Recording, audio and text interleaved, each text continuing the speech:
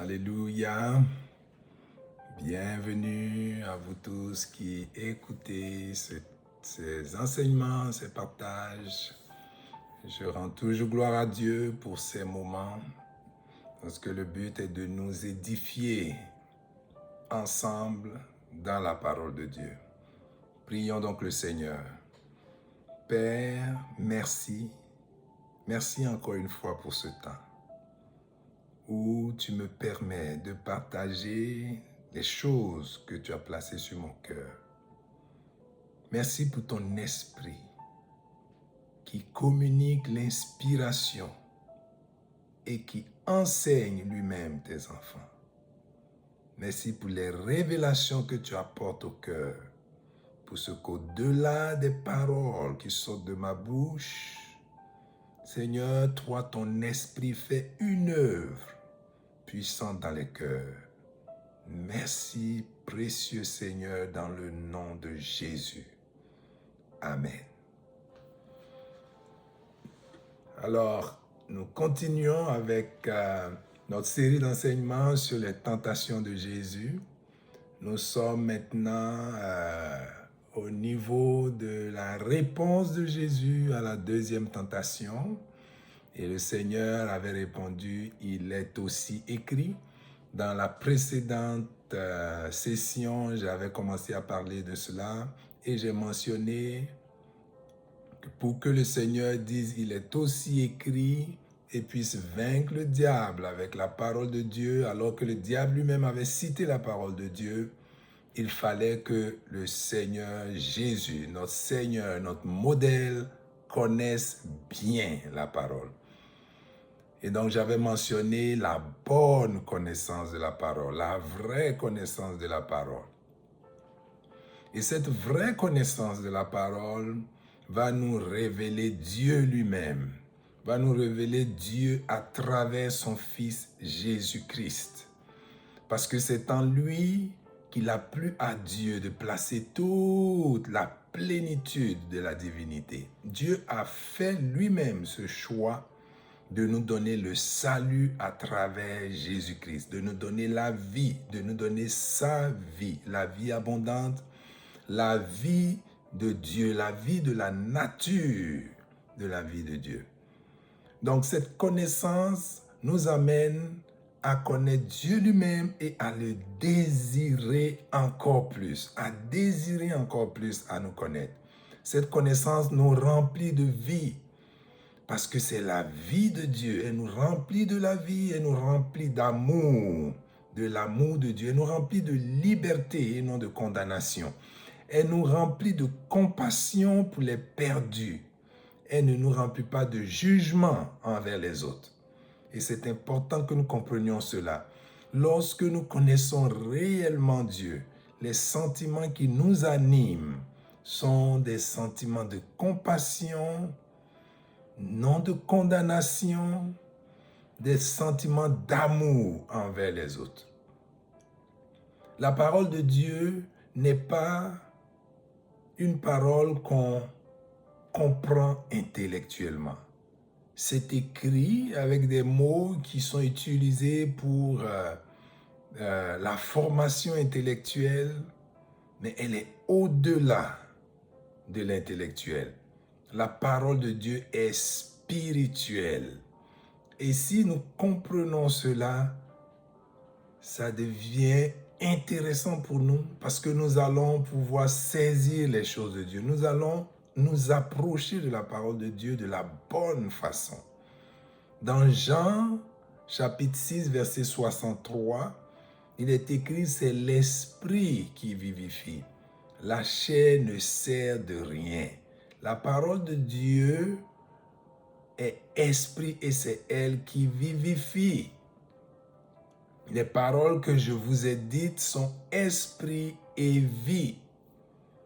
Et ça, c'est Jésus qui parle des paroles qu'il prononce. Lorsque nous comprenons ces paroles, lorsque nous les saisissons, pas intellectuellement, mais spirituellement, nous saisissons la vie. Nous recevons ces paroles. Et nous allons voir aujourd'hui, par des exemples, comment est-ce que nous pouvons rester au niveau intellectuel seulement. Alors, je continue pour dire que oui, les paroles de Jésus sont esprit et vie, mais il n'y a pas que ça. Dans Romains chapitre 7, verset 14, l'apôtre Paul dit, nous savons en effet que la loi est spirituelle.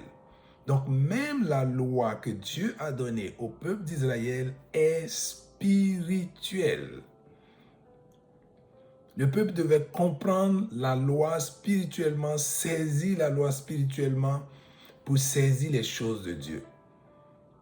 Et ces paroles qui avaient été données, je pense que j'avais parlé de l'exemple de David déjà. David lisait la parole de Dieu dans cet esprit. Et il avait compris beaucoup de choses qui l'ont amené, étant même adolescent, à vaincre Goliath.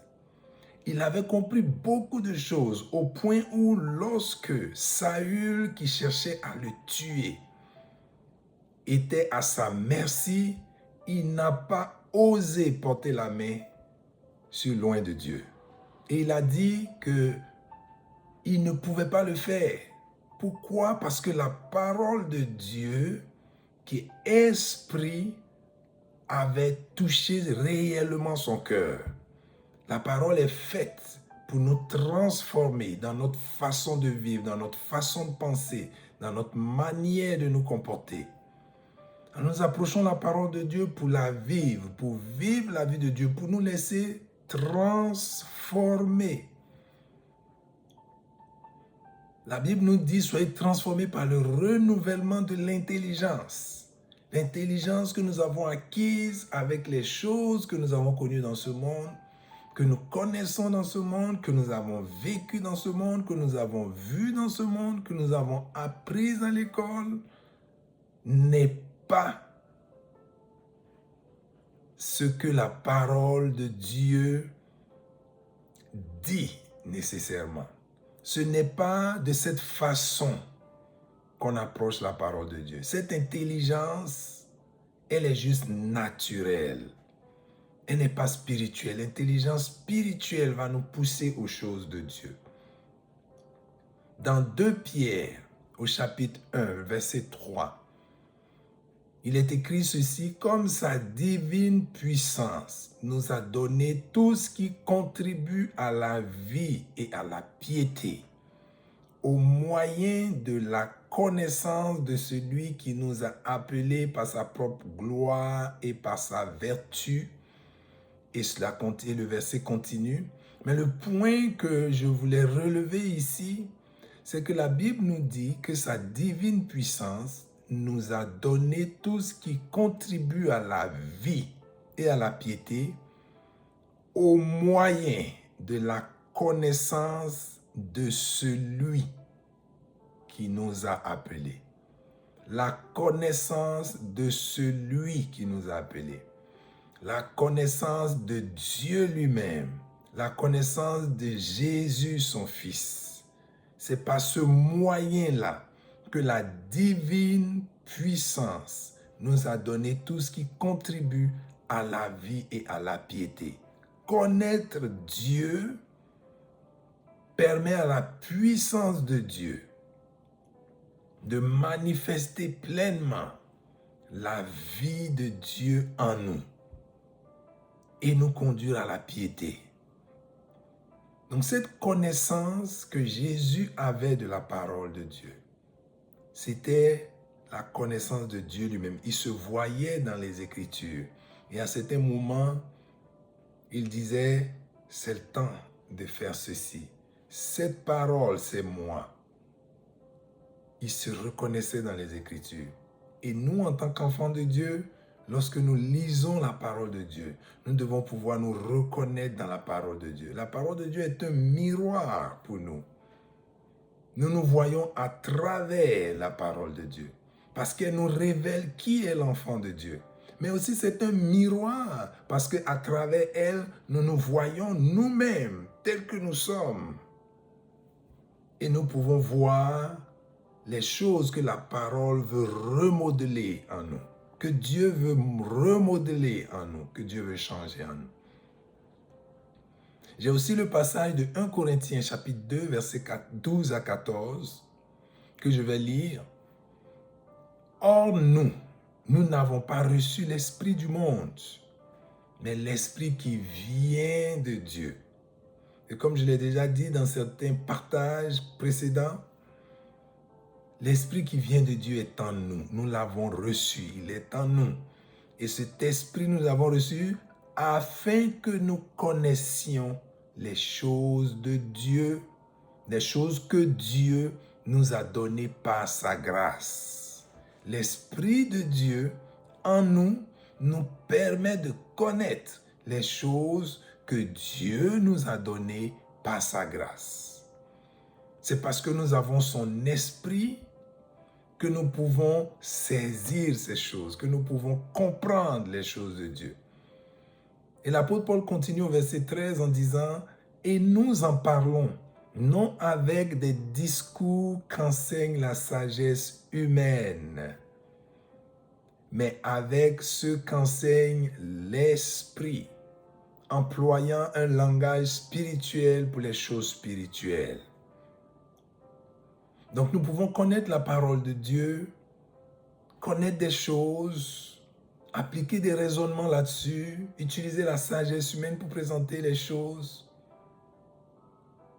Mais si l'Esprit de Dieu n'accompagne pas cela, l'impact ne sera pas grand. Ce sera juste intellectuel, ça va satisfaire les gens intellectuellement. Ça n'aura pas d'impact sur la vie des gens. Et l'apôtre Paul dit ici qu'il enseigne l'esprit. Il enseigne par l'esprit, que c'est les choses que l'esprit enseigne et non par la sagesse humaine. Encore une fois, nous devons approcher la parole de Dieu pour saisir les choses de Dieu par l'esprit de Dieu. Et en saisissant les choses de Dieu, nous avons la révélation de Dieu et la connaissance de Dieu, la révélation de Dieu à notre personne, à notre esprit, nous transforme nous-mêmes et nous emmène à l'image que Dieu veut.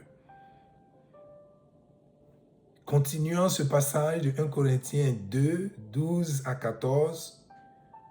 Il est écrit « Mais l'homme animal ne reçoit pas les choses de l'Esprit de Dieu, car elles sont une folie pour lui.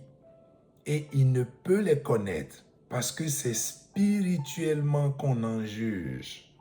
Les choses de Dieu, on juge de cela spirituellement. » Je me souviens qu'un jour, je suis tombé sur une courte vidéo d'un intellectuel qui disait « Ces histoires que vous lisez dans la Bible concernant Moïse, etc., tout ça, ce sont des fables. Que ça n'a jamais existé. » Vous comprenez? Comment l'intellect peut emmener l'homme à s'opposer à ce qui va lui donner la vie. Alors c'est pour cette raison qu'un musulman, un fervent musulman, et ceux qui ont même lu la Bible, il y en a qui ont lu la Bible, qui l'ont lu même plus que des croyants, plus que des chrétiens, plus que des enfants de Dieu. Un musulman ne peut pas comprendre que Jésus est fils de Dieu, que Jésus est Dieu. Parce que ces choses, c'est par révélation qu'on les acquiert, par révélation qu'on les reçoit. Et pour recevoir les révélations, il faut que ton cœur soit disposé. Si tu viens avec un cœur arrogant, intellectuel, lisant pour découvrir des contradictions d'après toi, tu ne recevras aucune révélation. La révélation vient lorsqu'on vient devant Dieu dans un esprit pour recevoir, dans un esprit d'humilité, pour que Dieu se révèle à nous. En ce moment-là, lorsque nous ouvrons la parole de Dieu, nous recevons de Dieu révélation. Et ce n'est pas intellectuel, parce que notre intellect ne peut pas arriver à déterminer cela. Dieu vient et il se dévoile à nous. Lorsque nous connaissons la parole de cette façon, nos vies sont transformées. Nous ne pouvons plus résister à Dieu. Lorsque le Seigneur nous parle de quelque chose, nous savons que nous devons suivre cette voie. Et nous sommes attentifs à ce que l'Esprit de Dieu nous dit. Nous avons l'exemple de Jésus avec les pharisiens, les scribes, les sadducéens. Connaissaient-ils la loi de Dieu? Oui, sur le plan intellectuel. Ils connaissaient tout cela. Ils l'enseignaient même. Mais Jésus était devant Dieu.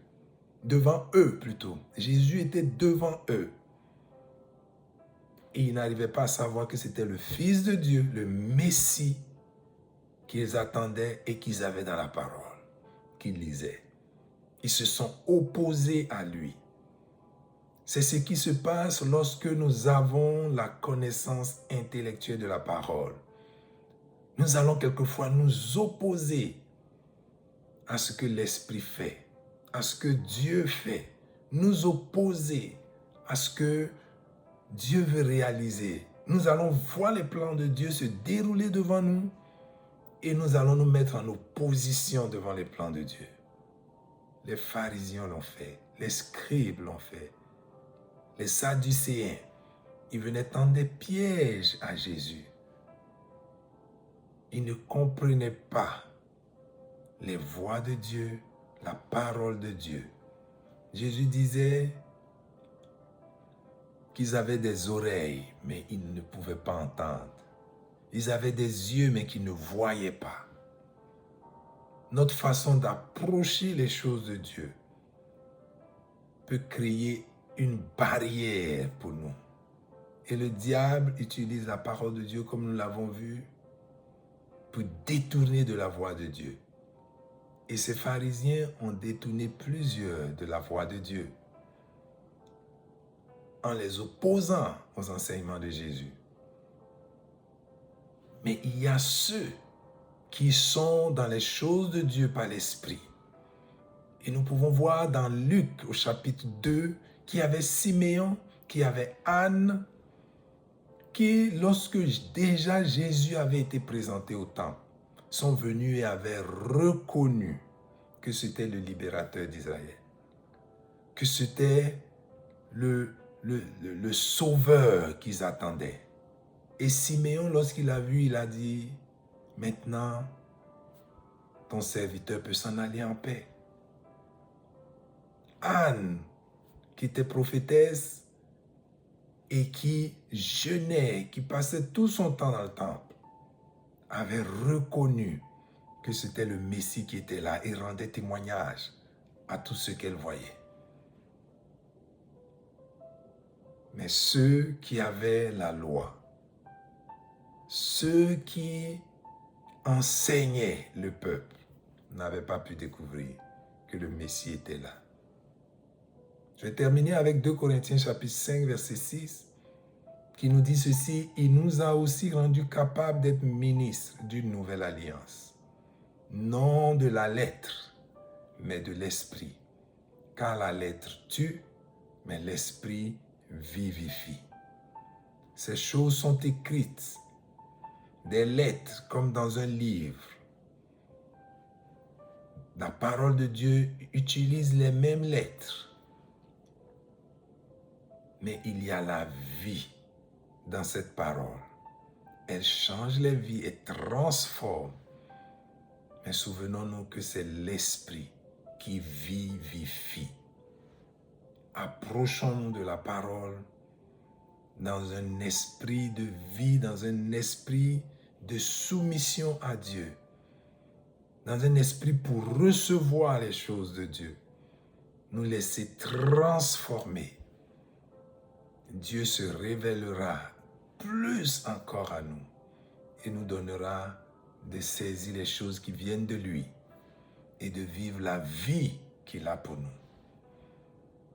Que Dieu soit béni dans vos vies, que Dieu soit glorifié dans vos vies, que Dieu soit élevé dans vos vies, dans nos vies, dans le nom de Jésus. Merci Seigneur pour ta parole. Merci pour ton esprit. qui lui-même nous enseigne et active ces choses en nous.